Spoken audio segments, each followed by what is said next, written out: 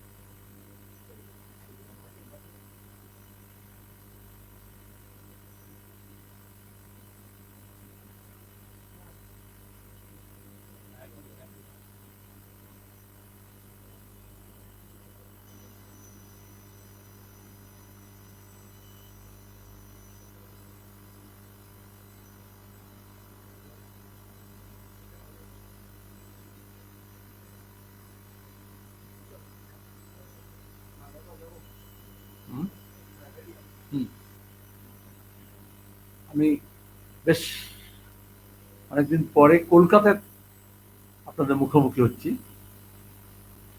ইতিমধ্যে 4টি পর্যায়ের ভোট গতকাল শেষ হয়েছে, এখনো 3টি পর্যায়ের ভোট বাকি আছে। 2-3টে বিষয় বেরিয়ে এসছে। চতুর্থ পর্যায়ের ভোটে তৃণমূল কংগ্রেস মরিয়া হয়ে আবার হিংসার পথ ধরার চেষ্টা করেছে, যা প্রথম 3টি পর্যায়ে ইলেকশন কমিশন অফ ইন্ডিয়া যেভাবে ব্যবস্থাপনা করেছিল এবং কোনো গন্ডগোল সেরকম ভাবে ঘটতে দেওয়া হয়নি। আমরা দেখলাম গতকাল কিভাবে ভোট দানে বাধা দেওয়ার চেষ্টা করা হয়েছে কৃষ্ণনগরে, অন্যত্র। আবার হিংসার ঘটনা ঘটেছে, তৃণমূলকে খুন করেছে কেতুগ্রামে আগের দিন, এবং ওদের গোষ্ঠীদ্বন্দ্ব তাকে কাজে লাগিয়ে কোথাও কোথাও বিজেপি তৃণমূল একে অপরের প্রকাশ্যে নোংরামিতে নেমে এসছে, যেটাকে সাম্প্রদায়িক উস্কানিতে পরিণত করা হয়েছে। আর ভেতরে ভেতরে বিপদ বুঝে ভোট ট্রান্সফার করার চেষ্টা করেছে বেশ কয়েকটি কেন্দ্রে। ভোটের দিন বোঝা যাচ্ছিল না কে বিজেপি আর কে তৃণমূল, অথচ আমরা বর্ধমানে দেখলাম কে হিন্দু কে মুসলমান সেটা বিজেপি আর তৃণমূলের নেতারা বোঝানোর চেষ্টা করছেন। গোটা দেশের নির্বাচনে আমরা সবাই দেখছি, জানছি, গোটা দেশের এমনকি মিডিয়াও বলতে আরম্ভ করেছে এখন যে বিজেপির হাওয়া পাতলা হচ্ছে। কিছুতেই যারা 400 পার বলেছিল তারা হাফওয়ে মার্ক পার হবে কিনা সেটাতে যথেষ্ট সন্দেহ দেখা দিয়েছে। আর হাওয়া মোরগের মতো মমতা ব্যানার্জি অমনি একদিকে আবার ইন্ডিয়া ব্লকের কথা বলছেন, নির্লজ্জের মতো অ্যাকিউজ করেছেন জাতীয় কংগ্রেসকে, সিপিআইএমকে, বামপন্থীদেরকে। একদিকে মোদীকে প্লিজ করার জন্য তার পুরনো ভূত আবার মাথায় চেপেছে, মালপোয়া খাওয়াবেন বলেছিলেন, খাইয়েছিলেন বাজপেয়ীকে, এখন মোদীকে রান্না করে খাওয়াতে চাইছেন। এগুলো এরকম আবল তাবল নয়, এগুলো পাগলের প্রলাপ নয়, এগুলো তার পলিটিক্যাল ডিসকোর্স। তিনি কোনো নীতিগত অবস্থান নিতে পারেন না, নীতিগত কথা বলতে পারেন না। ভোট হচ্ছে রুটির প্রশ্নে, রুজির প্রশ্নে, বেকারির প্রশ্নে, কাজের প্রশ্নে, শিক্ষার প্রশ্নে, স্বাস্থ্যের প্রশ্নে, দেশের ঐক্যের প্রশ্নে, সাম্প্রদায়িক সম্প্রীতির প্রশ্নে উনি সেখানে তামাশা করতে চাইছেন। আমরা আরএসএস বিজেপি বিরুদ্ধে এটাই বলছি যে আমিষ তাকে তুমি জোর করে নিরামিষ কেন বলবে? কে কি খাচ্ছে এটা নিয়ে তুমি জোর করতে হবে না। যেমন এটাতে এমন নয় নিজের বেলায় আনো খাই পরের বেলা আহ্লাদ্য হয়। তাহলে যে আমিষ তাকে যখন আরএসএস মোদি বিজেপি যদি বলে নিরামিষ হতে, সেটা যেমন অন্যায়, তাহলে যিনি নিরামিষ তাকে উনি কেন মাছ খাওয়াবেন? এমনিতে তিনি সবসময় বলেছেন আমি ডিম শুদ্ধ খেয়েছি, আলু শুদ্ধ খেয়েছি, আর হাত তার মাছের প্রীতি বাড়ানো। এরা হচ্ছে বেড়াল তপস্বী। ভাইপো হঠাৎ সিএ নিয়ে আসলো। প্রথম থেকে কেন্দ্রের মন্ত্রী, বিজেপি, আরএসএস এবং তৃণমূল চেয়েছিল এই ভোটটা সিএ এনআরসির মতো, যাতে 2021-এর অ্যাকশন রিপ্লে হয়। কিন্তু মানুষ দেখেছেন যে কিরকম একটা ফাঁদ এবং ফাঁক। আমরা বারবার বলেছি, তারা এখন যদি বলে সিএ কে সাপোর্ট করছি, বিজেপি যে বিভাজনের যে নীতি তাকে সমর্থন করছি, তৃণমূল যদি বলে, তাহলে এত ক্যা ছিচি করার কি দরকার ছিল? রাস্তায় দাঁড়িয়ে ক্যা ছিচি করছিলেন। আর এখন যেই উত্তরের ভোট হয়েছে, মধ্যবঙ্গের ভোট হয়েছে, যে দক্ষিণবঙ্গে এসছে, বনগায় গিয়ে বলা হচ্ছে আমরা সিএ কে সমর্থন করি। আমরা তো সিএ কে ইন্ডিয়া ব্লক তো নীতিগতভাবে বিরোধিতা করেছে, এবং এটা আরএসএস বিজেপি স্লোগান। সিএ কেন করেছে? Two accomplish the unfinished task of partition. তারা দেশভাগের যে স্কার আছে তাকে তুলে ধরে বাঙালি জাতিসত্তা, যেটা অখণ্ড জাতিসত্তা, তাকে বিভাজিত করতে চাইছে এবং নাগরিকতাকে হাতিয়ার করে নিয়ে তারা বোঝাতে চেয়েছিল। কিন্তু সেই মতুয়া সম্প্রদায়ের মানুষ, সেই সাধারণ যারা এসছেন পূর্ব বাংলা থেকে, তারা এখানে যারা দীর্ঘদিন বসবাস করছেন, তারা কেউই সিএ যে রুলস বেরোলো, এত ঢাকঢোল পিটিয়ে এত অপেক্ষা করার পরে একজন আবেদন করেননি। তাতেই তো বিজেপির মুখে গোবর লেপে দিয়েছেন। যে বিজেপির নেতারা বলেছিল, এমএলএ মন্ত্রীরা বলেছিল যে আমি অ্যাপ্লাই করব, সেও অ্যাপ্লাই করেনি। আমরা আসামে দেখেছি কি ঘটছে, ভোটের পরে আবার ডিটেনশন ক্যাম্প, আবার সেখানকার মানুষের উপর দুর্দিন নামিয়ে আনা হয়েছে। বুলডোজার পলিটিক্সের প্রাথমিক পর্ব। তাহলে নিজে বাঁচার জন্য তিনি এই ধরনের কনফ্লিক্টিং ইস্যুসগুলোকে সামনে নিয়ে আসার চেষ্টা করছেন, যেটা মারাত্মক হবে। এই Mamata Banerjee voter list deputy speaker আটওয়ালের মুখের উপর ছুঁড়ে ফেলেছিলেন আজ থেকে 2 দশক আগে, যে ভোটার লিস্টে বাংলাদেশের নাম আছে। তখন তিনি আতবানি বাজপেয়ীর কোলে, ইন্ডিয়ার পার্টনার, ইউপিএ গভর্নমেন্ট চলছিল। আমরা জানি তার 2 দশক আগে আসামে মঙ্গলদৈ উপনির্বাচন ছিল। মঙ্গলদৈ বিধানসভার উপনির্বাচনের সময় অসমীয়া জাতীয়তাবাদীরা তখন বলেছিল এখানে বাংলাদেশি ভোটার আছে এই লিস্টে, এই জন্য উপনির্বাচন হতে দেব না। তাহলে কিভাবে নির্বাচনের সময় এই ধরনের স্ফুলিঙ্গকে ব্যবহার করা হয়, যা ভবিষ্যতে দাবানল হিসেবে দেখা দেয়, সেটা পরবর্তীকালে আসামে আমরা দেখলাম। জাতি দাঙ্গা, বাঙালি বিতরণ, এবং তারপরে এনআরসি, তারপরে ডিটেনশন ক্যাম্প শুরু হয়েছিল ডি ভোটার দিয়ে। উনি এই বাংলাকেও সেই জায়গায় নিয়ে যাওয়ার চেষ্টা করছেন, শুধুমাত্র আরএসএস এর পে রোলে থাকার জন্য। এটা বাংলার মানুষ তাকে ক্ষমা করবে না। আর ভাইপোকে দিয়ে বাঁচাতে হবে ওকে, ভাইপো বাঁচার জন্য বলেছে। আমরা আজকে দেখেছি কয়লা পাচার কাণ্ডে কিভাবে সিবিআই এর চার্জশিট থেকে অভিষেক ব্যানার্জির নাম বাদ দেওয়ালেন মমতা ব্যানার্জি, আরএসএস এবং মোদীকে ধরে, অমিত শাহকে ধরে। আর আজকে দেখলাম লালাকে, যে একজন কিংপিন কয়লা পাচারের, একজন তো অভিষেকের প্রাণের বন্ধু, যার টাকা পয়সা দিয়েছিল, সে তো পগার পার। যে পথে মেহুল চোকসি, যে পথে বিজয় মালিয়া, যে পথে নীরব মোদীরা গেছে, মোদীর ঘনিষ্ঠরা, সেই পথে সেও গিয়েছে। আর এখানে যে ছিল তাকে সারেন্ডার করে সঙ্গে সঙ্গে জামিন। তাহলে এত কয়লা পাচার নিয়ে এত গন্ডগোল, এত প্রচার, এত কিছু আমরা দেখলাম কিভাবে ভোট করানোর জন্য বাঁকুড়ায় তাকে জামিন করানো হলো। এতদিন সে পালিয়েছিল। সব কিছু দেখতে হয়, এখন লোকের কাছে স্পষ্ট হচ্ছে। আর এই ভাইপোর বউকে বাঁচানোর জন্যই তো মমতার এত কারবার, বিজেপির পায়ে ধরা, রাজ্যকে বাজি ধরা। যে কোনো একটা সাধারণ নাগরিকের যদি 2টো পাসপোর্ট থাকে, 2টো আধার কার্ড থাকে, 2টো প্যান কার্ড থাকে, তাহলে সেগুলো হচ্ছে শাস্তিযোগ্য অপরাধ। তাহলে ভাইপো বউয়ের 2টো আধার কার্ড, প্যান কার্ড কি ভিত্তি থাকে? সেখানে কি অ্যাকশন নিচ্ছে? এবং 2টোই সচল,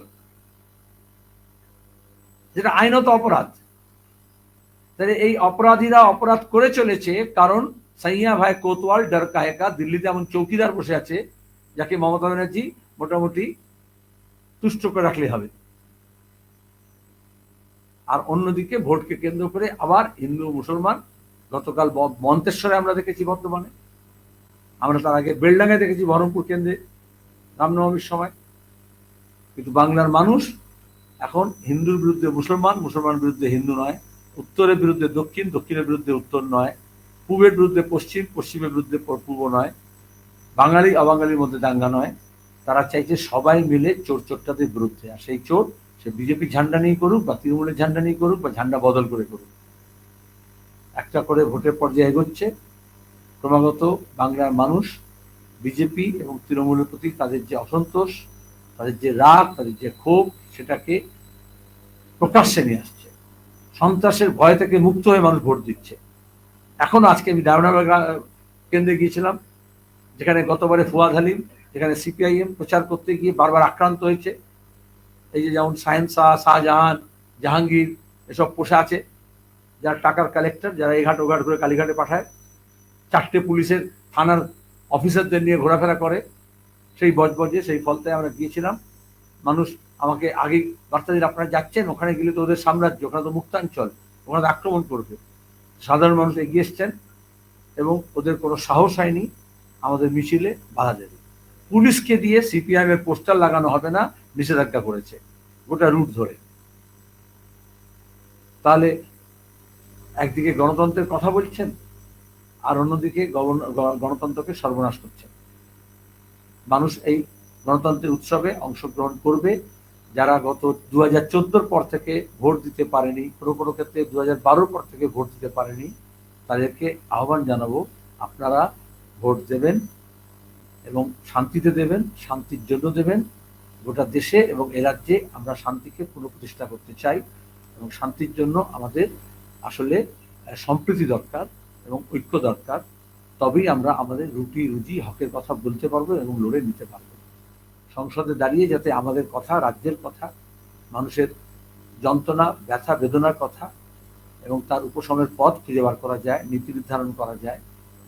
এবং যেখানে বিজেপি হালে পানি পাচ্ছে না, সেখানে তৃণমূল ক্রমাগত বিজেপির দিকে সরছে নীতিগতভাবে।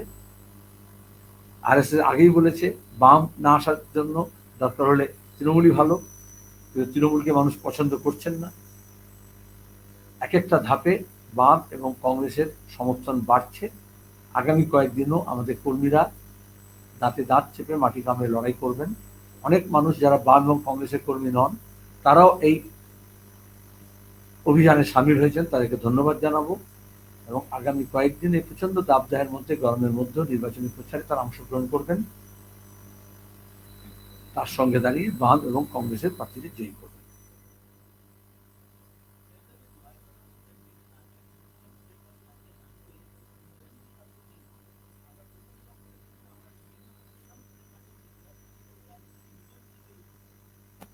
গণতন্ত্রের প্রতি কোনো ন্যূনতম কোনো আস্থা আছে? যেটা আমি বললাম সেটাই তো হবে। তাহলে মস্তামি গুন্ডামি করে মুক্তাঞ্চল, তাহলে সন্দেশখালীতে যা শাহজাহান করেছিল আর নানুরে যা করছে, আর ডায়মন্ড হারবারে যা অভিষেক আর জাহাঙ্গীর করছে, তফাৎ আছে। কিন্তু you should know that Trinamool যেমনটা চাইছে তেমনটাই হবে, এমন ভরসা রাজ্যের মানুষের নেই। মিডিয়া কারো কারো থাকতে পারে।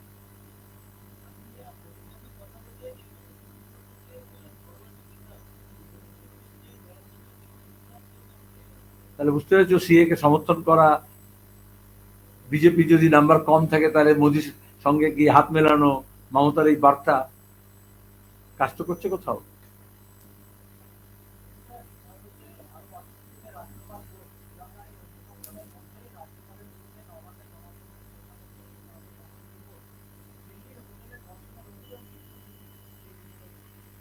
এটা অনেক পুরনো খবর, রিপোর্টটা এখন জমা দিয়েছে। কিন্তু ভোট হচ্ছে মানুষের অধিকার প্রয়োগ করবে তৃণমূল বিজেপি, যাতে মানুষের প্রয়োগ না করে তার জন্য গোটা দেশে সেই ব্যবস্থা করেছে। এখানে রাজ্যপালের কি কাজ? পঞ্চায়েত নির্বাচনে এই ঘরে তোমরা বারবার রাজ্যপালকে নিয়ে এসেছিলে না, জোর করে ঢুকিয়েছিলেন না প্রচারের মধ্যে, টেলিভিশন ক্যামেরার মধ্যে, আর উনিও ঢুকেছিলেন না। তারপর কোথায় গেছিলেন? হাফিজ। যেহেতু বিজেপির অপদার্থ নেতারা বিজেপিকে রিপ্রেজেন্ট করতে পারছে না, তাহলে কেন্দ্রীয় সরকারের এজেন্ট হিসেবে, বিজেপির এজেন্ট হিসেবে রাজ্যপাল, আর তৃণমূলও রাজ্যপালকে কাকতারুয়া দেখে তার উপরে অ্যাটাক করছে, যেহেতু মোদির উপরে, নাড্ডার উপরে তারা প্রচার করবে না, অমিত শাহকে বলবে না, বিজেপির কোনো নীতিগত অবস্থানের বিরুদ্ধে বলবে না, এই জন্য তারা এই ধরনের নোংরামিতে নেমে এসছে।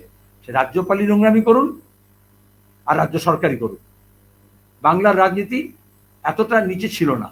মমতা ব্যানার্জি চপলা সর্দার আমরা জানি না, তাপসী মালিক আমরা জানি না, আর যেখানে নির্যাতন হয়েছে হাঁসখালিতে, সেখানে 5 দিন ধরে এফআইআর নেয়নি পুলিশ, তৃণমূল আর বিজেপি ছিল বলে দোষী, এখন তদন্ত হয়েছে। ময়নাগুড়ি থেকে শুরু করে আহমেদপুর পার্কস্ট্রিট কাণ্ডে এখন অপরাধী ধরা পড়েছে। হঠাৎ করে এখন কেন নিয়ে আসা হচ্ছে এই ইস্যুগুলোকে? বিজেপি আর তৃণমূল কখনো নকল, কখনো হচ্ছে ফেক ভিডিও নিয়ে আসার চেষ্টা করছে। কারণ যখন আমরা বলছি বেকার ছেলেমেয়েদের কাজের প্রশ্ন, রুটির প্রশ্ন, জিনিসপত্রের দামের প্রশ্ন, বিদ্যুতের মাসুলের প্রশ্ন, কৃষকের ফসলের দামের প্রশ্ন, সারের কালোবাজারির প্রশ্ন, পানীয় জলের সমস্যা, জীবন জীবিকার সমস্যা, তখন সবসময় এরকম হয় রেসিডেন্সি, প্যালেস এবং রাজভবন কিছু বসঙ্গতদেরকে নিয়ে কিছুটাকে পাল্টাতে চায়।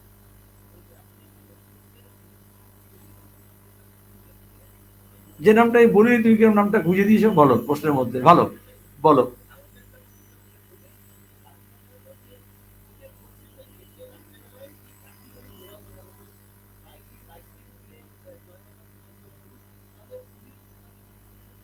আমি বললাম বিজেপি এবং তৃণমূল ভোটকে কেন্দ্র করে, ভোটের আগে এবং পরে বিষয়টাকে হিন্দু মুসলমান দাঙ্গা বাজার চেষ্টা করছে। তুমি স্বাভাবিকভাবে দিলীপ ঘোষের নাম নিয়ে আসলে, স্বাভাবিক হিন্দু মুসলমান দাঙ্গা বাজ কথা হয়, বিজেপির নেতার সামনে আসবে, তৃণমূলের সামনে আসবে, আমরা তার প্রতিবাদ করলাম, বললাম। এবার ইলেকশন কমিশনের দেখার কাজ, রাজ্য সরকারের দেখার কাজ। তো তারা তো চাইছে ভোটটাকে যাতে আসল যে এজেন্ডা তার থেকে বাইরে গিয়ে যাতে ধর্মের নামে মন্দির মসজিদ দিয়ে শুরু হয়েছিল সেখানে নিয়ে যেতে চাইছে। তো আমি আবার বললাম, বাংলার মানুষ এভাবে হিন্দু আর মুসলমান নামে লড়তে চাইছে না। বিজেপি তৃণমূলের খুব খারাপ অবস্থা, তাহলে এতদিনে দাঙ্গা হয়ে যেত। তো তারা চোর চোরটাদের বিরুদ্ধে লড়তে চাইছে, আর চোর চোরটারা মানুষকে ভাগ করতে চাইছে।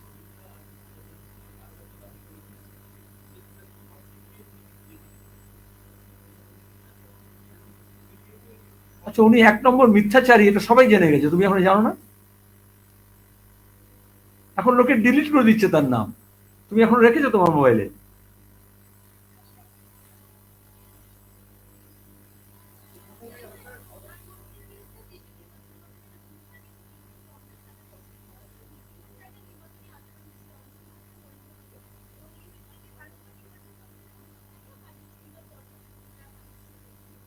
ইলেকশন কমিশনকে সীতারাম ইয়েচুরি, পার্টির সেক্রেটারি, ইতিমধ্যে চিঠি পাঠিয়েছে এই ধরনের অভিযোগ নিয়ে। এবং আমরা চাই না যে কেন্দ্রীয় নির্বাচন কমিশন আমাদের রাজ্যের নির্বাচন কমিশনের মতো বসংবদ্ধ হয়ে যায়, যেটা পঞ্চায়েত নির্বাচনে আমরা দেখেছিলাম।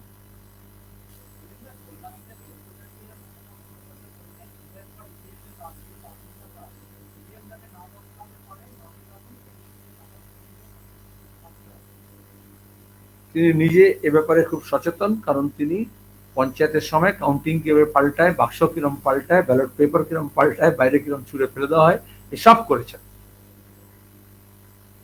ভোটে কারসাজি বিজেপি এবং তৃণমূল কি করেছে সেটা দেশের মানুষ জানে, কিন্তু men are more powerful than the machine. মানুষের মেজাজ বিগড়ালে মেশিনটা ঠিক করতে পারে না। পঞ্চায়েত নির্বাচনে উনি এই জন্য ব্যালট পেপার সব কোথাও জলে ঢেলে দিয়েছিলেন, কোথাও ফেলে দিয়েছিলেন, এবং অফিসারদের দিয়ে কারচুপি করেছিলেন নির্বাচনের গণনায়। ওই জন্য এই কথা বলছেন। এবারে আমরা স্ট্রং রুমে কড়া পাহারার ব্যবস্থা রেখেছি এবং ইসিআইকে বলেছি ভোটের পরে, এতদিন পরে কাউন্টিং হবে, যাতে সে কোনো ম্যানিপুলেট না হয়। এবং সে ব্যাপারে সমস্ত বিরোধী দল এবং ইন্ডিয়া ব্লক ভিভিপ্যাটের ব্যাপারে সুপ্রিম কোর্টে গিয়েছে, এবং সেখানে তৃণমূল যায়নি। আমরা কংগ্রেস, সিপিআইএম, বাকি আপ সব দলই আমরা গিয়েছি, ইলেকশন কমিশনের কাছে গিয়েছি। ইলেকশন কমিশন রেসপন্ড করছে না বলে আমরা সুপ্রিম কোর্টে গিয়েছি।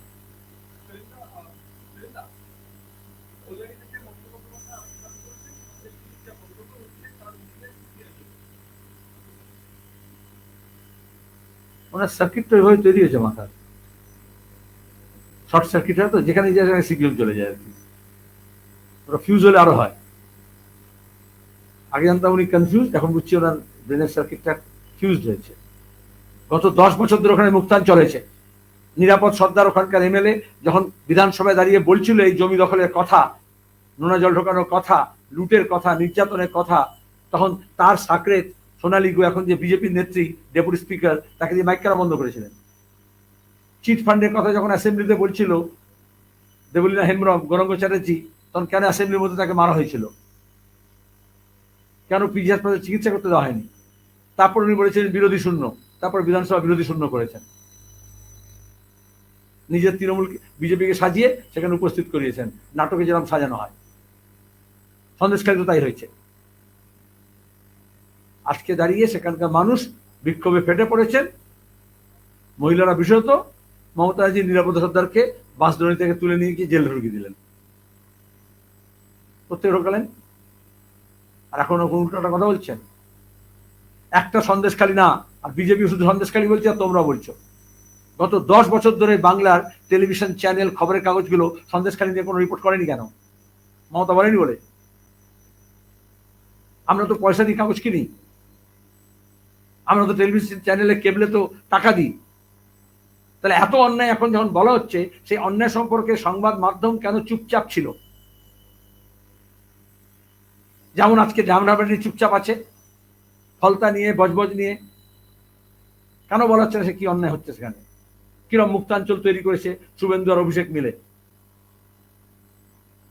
শুধু সন্দেশখালী নয়, শুধু রামনগর নয়, এরকম প্রত্যেকটা জেলায় কয়েকটা বুথ, কয়েকটা অঞ্চল, কয়েকটা এরিয়া এভাবে মুক্তাঞ্চল তৈরি করেছে, যেখানে দাঁড়িয়ে স্মাগলিং, যেখানে দাঁড়িয়ে সমস্ত রকমের অন্যায়, অপরাধ, গাঁজা চাষ, ফেন্সিডিল, যেখানে দাঁড়িয়ে ধর্ষণ, নির্যাতন, এবং পুলিশের চোখের সামনে।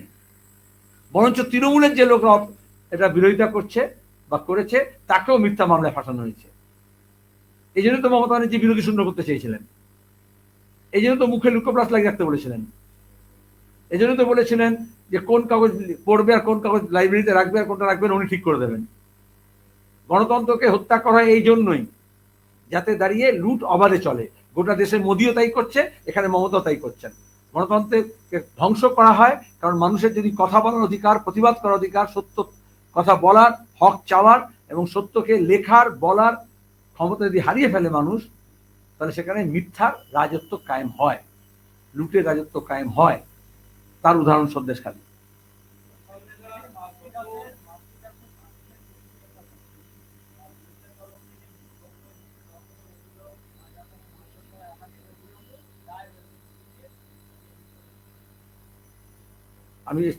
আমি চাইবো খবরের কাগজগুলো আগে যেরকম করতো, অন্তর তদন্ত করে সব বার করতো না, বার করুক সেগুলো। ইয়েলো জার্নালিজমকে বাদ দিয়ে আগে সেরকম নাট্যরূপ দিয়ে টেলিভিশন চ্যানেলে দেখানো হতো, সত্যকে উদ্ঘাটন করার জন্য সেগুলো করুক। ইনভেস্টিগেটিভ জার্নালিজম কোথায় গেল? যে পুলিশ যদি ইনভেস্টিগেট না করে, তাহলে আমরা যেমন পাহারায় পাবলিক করেছিলাম তবে তো সব জানা গেল, আমরা যেমন নজরে পঞ্চায়েত করেছিলাম তবে তো নজরে এলো। তাহলে আমরা চাইবো সংবাদ মাধ্যমগুলো একটু দুটো ইনভেস্টিগেটিভ জার্নালিজম দেখাবে।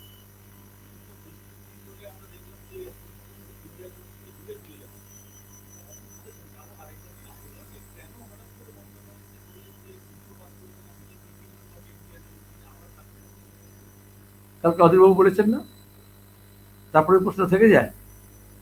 উনি কদিন আগে বলেছিলেন 40 পাবে না কংগ্রেস। আমি তো বললাম এরা, আমরা হাওয়া মোরগ জানতাম, এ তো হাওয়া মুরগি।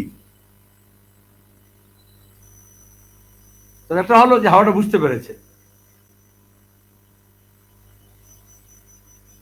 কিন্তু উনি তো ট্রেন থেকে নিজে নেমে গেলেন। আমি এখানে বলেছিলাম না, যখন ইন্ডিয়া ব্লক ঘোষণা হয়েছিল, তোমরা বললে কেন? আমরা অনেকে ট্রেনে হাওড়া স্টেশনে ওঠে, কিন্তু কেউ যদি আসানসোলে, দুর্গাপুরে নেমে যায়। এখন তো রিজার্ভেশন শহর হয়ে গেছে, উনি কি ট্রেনের ছাদে উঠবেন?